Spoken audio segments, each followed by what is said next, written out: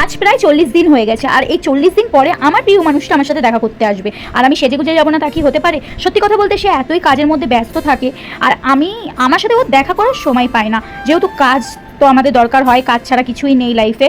আর long ডিস্টেন্সি relationship এরকমই হয়, যারা লং ডিস্টেন্সি লাভ করো তারাই কিন্তু এই জিনিসগুলো জানো। তো যাই হোক বন্ধুরা, আজকে আমি অনেক দিন পরে, বলতে পারো 40 দিন পরে বেশি খুশি যে আমার প্রিয় মানুষটার সাথে দেখা করব। আমি রেডি হয়ে কিন্তু আমি আর আমার প্রিয় মানুষ দুইজনে কিন্তু একসাথে বাইকে চলে গেছি আজকে একটু ঘুরতে।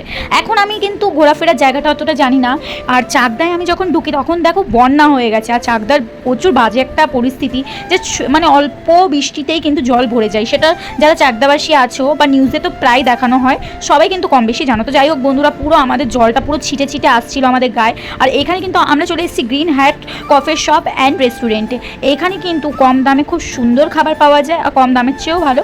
এই ক্যাফেটা খুব নিলিবিলি আর কি, ভালো লাগে। আর প্রিয় মানুষের সাথে কিন্তু সময় কাটাতে কিন্তু খুবই ভালো লাগে। তো আজকে আমরাই কিন্তু সময় কাটাতে এই ক্যাফেতেই গেছি, অনেকদিন পরে দেখা। কিন্তু সত্যি কথা বলতে ও 24টা ঘন্টায় বিজি ছিল আজকেও, মানে ও আমার সাথে যে দেখা করতে এসছে সেটাও ভুলে গিয়ে খালি কাজের মধ্যে, ওর যে কাজের এত ফোন আসে যে বলার মতো না। যে আমার সাথে সময় কাটাতে এসছে ওই 3 ঘন্টা, সেই 3 ঘন্টার মধ্যে ও মনে হয় 2 ঘন্টায় তার ফোনের মধ্যে দিয়ে দিয়েছে। আর যেইটুকু সময় ও আমার সাথে ছিল, কিছু যেইটুকু কথা হওয়ার সেটুকুই কথা হয়েছে। তো এখানে দেখো আমরা তো ফার্স্টে চা নিয়ে নিয়েছি, চার পরে আমরা পকোড়াটাও নিয়ে নিয়েছি, কারণ এটা যেহেতু স্ন্যাক্স টাইম ছিল, তো স্ন্যাক্স টাইম এগুলোই খাওয়া উচিত। তারপরে আমার একটুখানি ঠান্ডা ঠান্ডা খেতে ভালো লাগছিলো, কারণটা আজকে সেরকম গরমই লাগছিলো, মানে ওয়েদারটা গরমই ছিল। তো আমি একটুখানি আইসক্রিম নিয়ে নিলাম, আর রাজ কিন্তু একসাথে 2-3টে কিন্তু আইসক্রিম খেয়ে নিয়েছে, কারণ ওর আইসক্রিম খেতে কিন্তু খুবই ভালো লাগে। আর আমরা কিন্তু অর্ডার দিতে গেছিলাম কোল্ড কফি, কিন্তু এখানে কোল্ড কফিটা ছিল না, বা ছিল ঠিকই কিন্তু মেশিনটা খারাপ হয়ে গেছে।